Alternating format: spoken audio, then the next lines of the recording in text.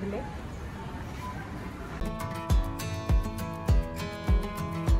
Ето, имам си вече билет и отивам да видя моята панда и да се сбъдна една от мечтите. Днес е прекрасен слънчев ден, чудесен за зоологическата градина. Вчера беше доста облачно, но имаме късмет. Мисля, че всички следващи дни ще бъдат в наша полза с много слънце и около 20 градуса, а сме ноември.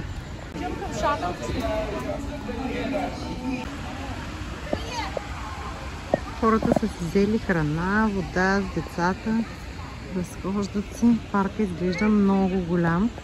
Има дори шатъл. Сега ще видим дали ще успеем пеша и ще се качим на шатълчето, ако е твърде голям. Това са рибки, аквариумите са на открити.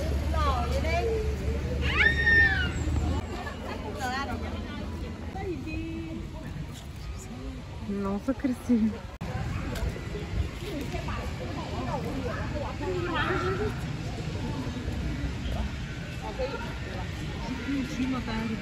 Да, тя още малко ще пръкнат. Има още какви рибки има.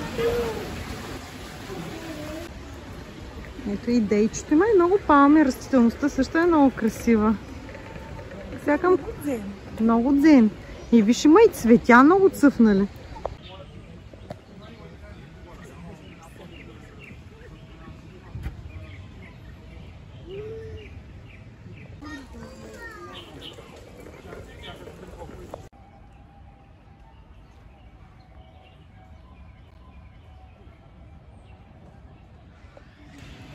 Сега сме в зоната с птиците. Тук има щрауси. Да, друго нещо е да правиш видео с слънчево време. Големите яйца на щраусите са направили като скулптура, да влезеш вътре и да се заснемеш. Чакаме тук една китайка, която ми се харесва на снимките си и после смени пашката да е яйцето. Сега ще влезем яйцето на щрауса да се снимаме. Ето дейчето ще е първа. Една блондинка в щраусово яйце. Айде, излюпвай се! Ето Гери сега влиза в яйцето от щраус. Втори малък щраус.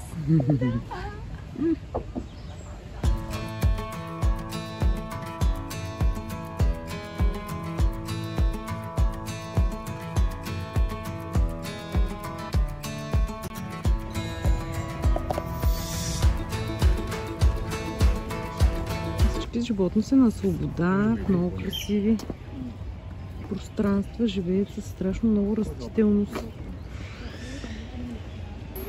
Минаваме през звери. Не знам къде ще отидем.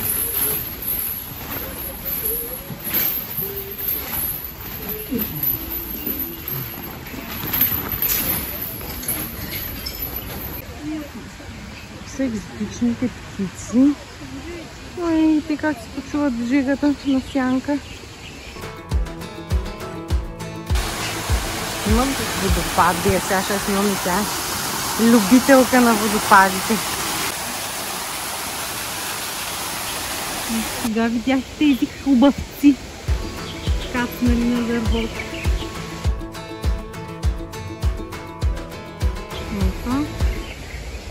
Толкова много място, на където да живее, че на повечето места трудно намираш кое е животното. Много им е просторно. Има и свободно летящо. Това е някаква сврака, която лети свободно.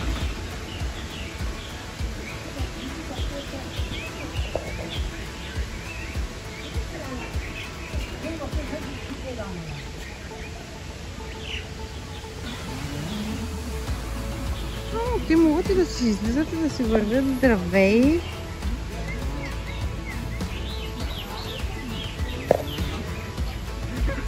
Че як. Как се движат свободно. Явно са свикнали доста с хората. Ей, това е една от любимите ми птици. Тукан. Айде, а така. Направи нещо красиво. О, виж, другия дойде. Да видим къде ще отидем сега. Следващата зала.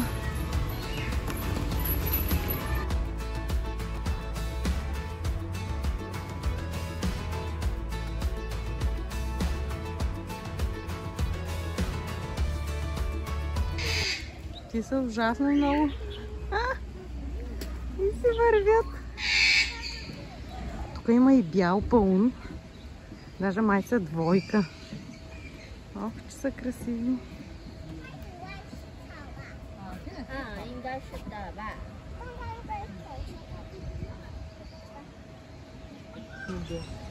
Колко му е красива физиономията. Като балерина е. И ти нямаш какво да му дадеш, той как да дойде. Явно като ги нахраниш стават по-приятни. И идват към теб. Сега ще видим какво има в голямото езеро. Може би и някакви рибки тук. Пеликани, май штъркел има даже. Штъркел? Штъркела ми е Да, много са далеко голяма част от животните, защото им е толкова голямо. Вижте какво огромно езеро, в което да си живеят. То направо е като в реална среда. Сладката, дето им чисти храна. Еми да, може би.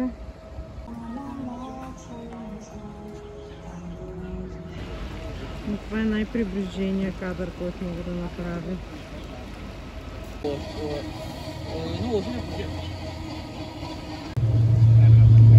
Да обикаляме езерото и продължаваме разходката.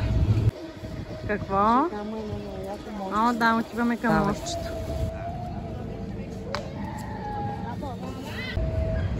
Голяма красота. И виж, отзад има и пагода във водата.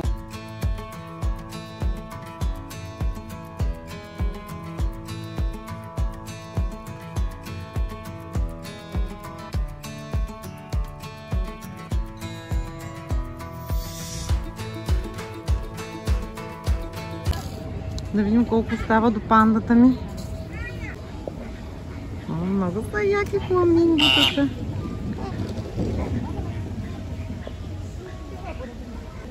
Ти колко са оранжеви. Какъв абсурден звук издават. Виждаме едни големи бамбута.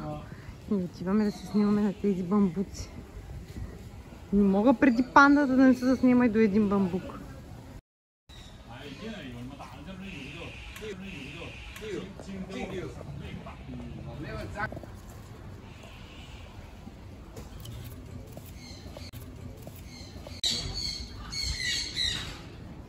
Приближаваме се към пандата, съвсем скоро трябва да я видим. Папагалчета. И какви чадърчета са им направили, се едно са на плаж. Продължаваме. Огромна зоологическа градина.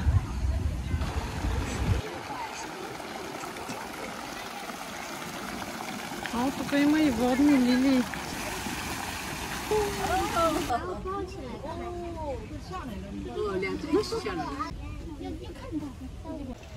Мисля, че такова животно не съм виждала.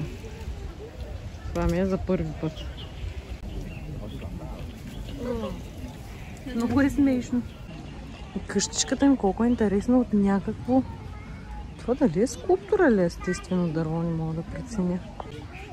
Отиваме към тигъра. Ето един тигър отива при тигър. Втория тигър и той отива при тигъра. Намерихме пумата от Шумен. Много е красиво. Аз вчера съм черни животни. Може да направиш видео, че си видяла пумата от Шумен. Да, точно. Казах, ето ние намерихме пумата от Шумен. Шанхайската зоологическа градина. Как се обърна към нас? Здравей! Искаш да не изядеш, нали? Ето дейката чака да се обърне тигъра. Ама той се почува с гръб към нас. Натичката му за... Тигъра ни е обърнал гръб. Припаднал спи. Ето изправи се. Айде, обърни се да видим. Котенце. Тотално е не заинтересован. Може би иска да я хапне. Може Чакаме още малко да му видим от сумката на този тигър. И така качват по дървето. Та ограда и отгоре е отворен.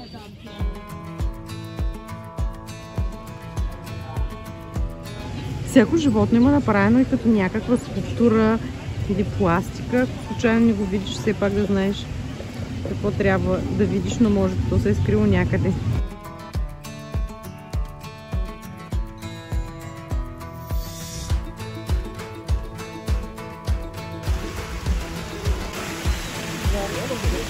И червената панда червената панда, тя да има другата панда и тя да не е заспала след обедна дрямка. Здравей! Да, намерихме го. Другото слиза от дървото. Тези са много милички. И там имат бамбук да си хапват. Се разхождат тук на сянка. Слязаха и се качиха на дървото. Имаме късмет. Няма само да е скулптурката. Ето и другото идва. Много е миличко. С някаква много пухкава опашка.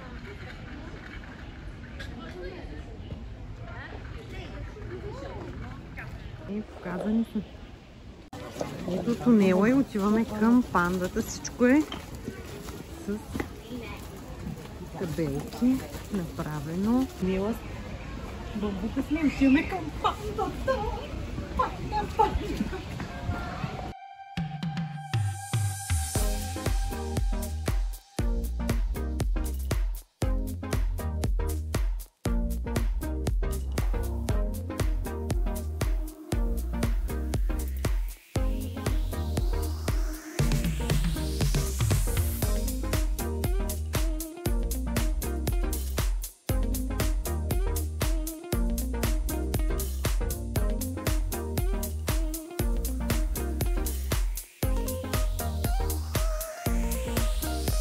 Тематично тъкмо след пандата и цял кът сладоледи,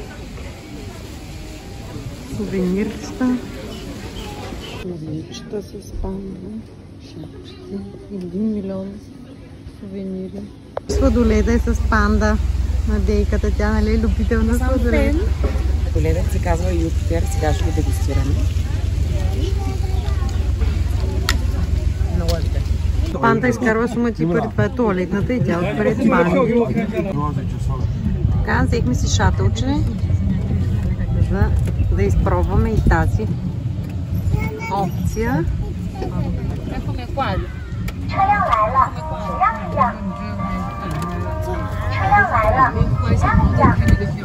Парка, между другото, на Дългическата е много голям и ние вече много се изморихме, от 4 часа сме тук. И сега малко ще се повозим.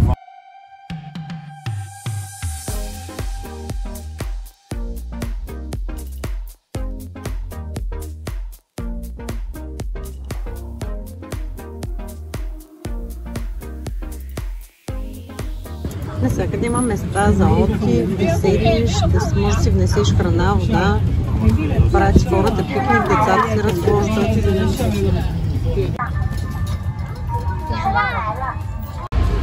Много красиво. Метрото, вижте каква красота. И се сменя постоянно с половина. И малко нощна разходка и отиваме към Бонда. Бонда или Бонда, не знам как се произнася точно. За да видим как светят небостъргачите. Вижте колко е красиво и тук. Трябва да е.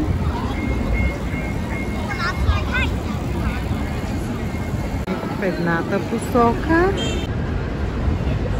Характерните за Азия вертикални надписи.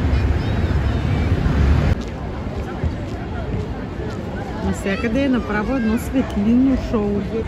Много е помпозно. Има и влакче, което минава през средата на улицата в ретро стил.